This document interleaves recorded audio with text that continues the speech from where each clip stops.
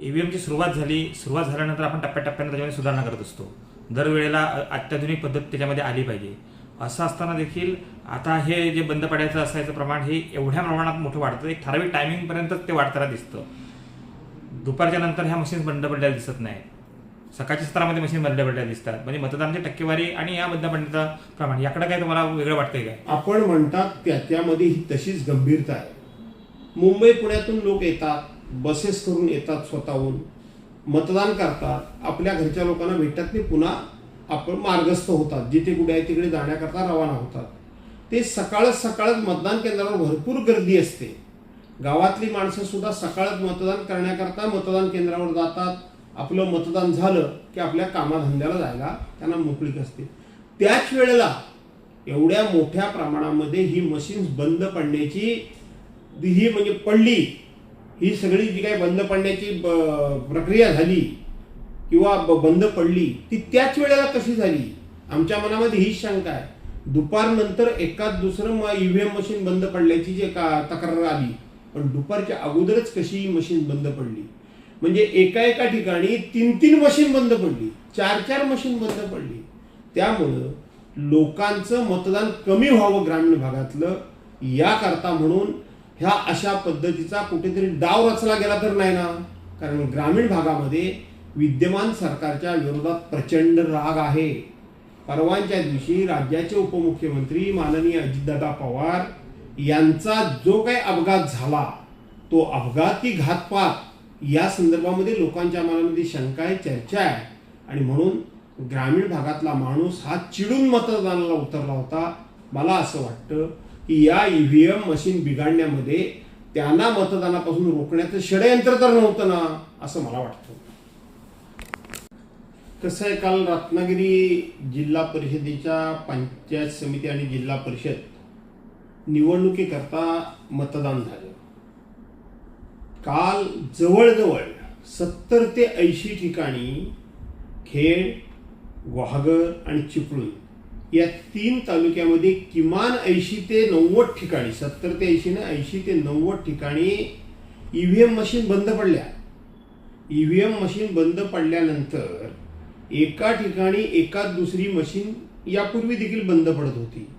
परंतु एवढ्या मोठ्या प्रमाणामध्ये मशीन बंद पडण्याचा हा पहिला प्रकार अतिशय निंदाजनक तर आहेच, पण त्याचबरोबर निवडणूक आयोग, महाराष्ट्र सरकार या सरकारचा या निवडणुकांच्याकडे बघण्याचा दृष्टिकोन किती निराशाजनक आहे, नैराश्यजनक आहे हे यातून दिसतं. मी ज्यावेळेला संबंधित अधिकाऱ्यांची चौकशी केली, साधारणपणे 11 वाजता फोन केला, तेव्हा ते म्हणाले आत्तापर्यंत आमच्या समोर 40 बंद पडलेल्या मशीन्स आहेत. 50 मशीन्स ह्या आम्ही रत्नागिरीतून मागवलेल्या आहेत, त्या तासाभरात येतील. एका मतदान केंद्रावर 2-2, 3-3 तास ईव्हीएम मशीन बंद पडल्यानंतर त्या ठिकाणी मशीन पोचूच शकल्या नाही. तुम्हाला आश्चर्य वाटेल, ज्या ठिकाणी चिपळूणचं हे निवडणूक निर्णय अधिकाऱ्यांचं ऑफिस आहे, तिथून अवघ्या 2 किलोमीटर असलेल्या या बाजूच्या कापसाळ गावामध्ये 3 तास मशीन बंद पडल्यानंतर, ईव्हीएम मशीन बंद पडल्यानंतर 3 तासापर्यंत त्या ठिकाणी ईव्हीएम पोचू शकलं नाही. ज्यावेळेला मी अधिक खोलात गेलो तेव्हा मी बघितलं तर जवळजवळ 40 टेक्निशियन्स हे गोळा केले होते आणि त्यांच्यासमोर मशीन्स ह्या बंद करायला, म्हणजे पुन्हा सुरू करण्याकरता दुरुस्त करण्याचं काम हे त्यांना देण्यात आलं होतं. हे निवडणूक आयोग एवढा करोड रुपयाचा खर्च करतं, हजारो अधिकारी कामाला लावतात, हजारो पोलीस संरक्षणाकरता उभे करतात, अनेक स्वयंसेवी संस्थांचे लोक इथं उभे करतात आणि नेमकं करतात काय? आणि म्हणून ही मशीन्स गुजरातवरून, मध्य प्रदेशवरून आलेली, महाराष्ट्र निवडणूक आयोगाने ही जी मशीन्स आणलीत, या मशीनच्या बाबतीत खूप मोठा फ्रॉड झालेला आहे, खूप मोठा घोटाळा झालेला आहे. आणि दुर्लक्ष जाणीवपूर्वक झालं की ग्रामीण भागामध्ये आम्हाला प्रचंड प्रमाणामध्ये पाठिंबा होता, त्यानं सरकार हादरल्यामुळं या निवडणूक आयोगाला हाताशी धरून काही काळबेर तर करणार नाही ना, अशी आता भीती निर्माण झालेली आहे.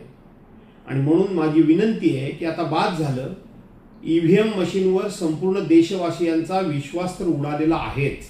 सातत्यानं लोक सांगतायत की ईव्हीएम मशीन हे तुम्ही बंद करा, आणि म्हणून आता तरी सरकारनं ही सगळी माहिती घेऊन निवडणुका ह्या मतपत्रिकेवर म्हणजे बॅलेट पेपरवर घ्याव्यात आणि सर्वांच्या मनातली शंका दूर करावी, अशी माझी सरकारला आव्हानवादा विनंती आहे.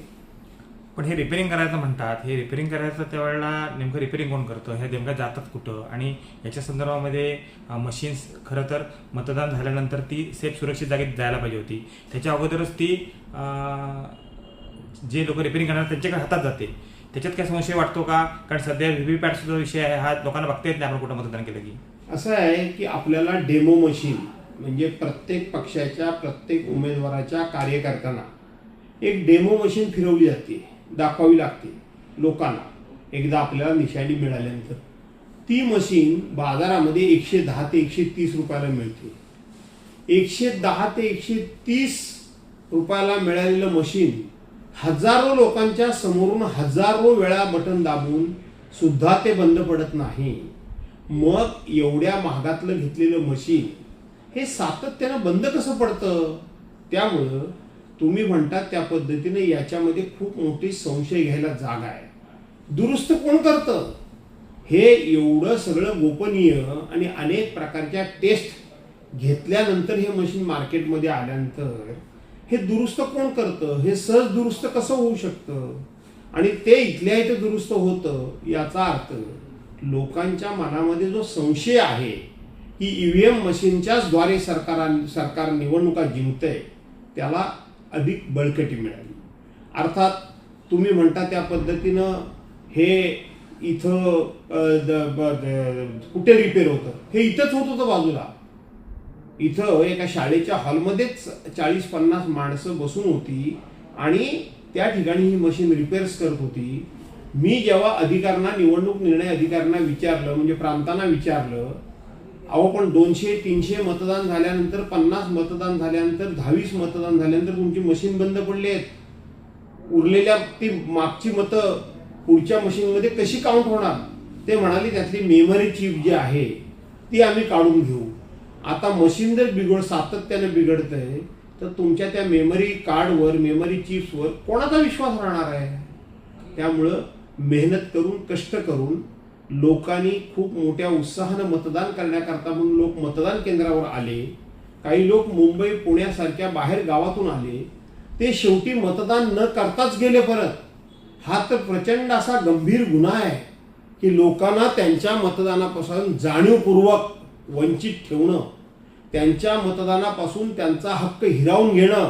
मला वाटतं निवडणूक आयोग आणि सरकारी कर्मचारी यांच्यावरच कारवाई करायला पाहिजे. पण ही कारवाई होणार नाही. या सगळ्या पापामध्ये सरकारचाच हात असण्याची शक्यता आहे.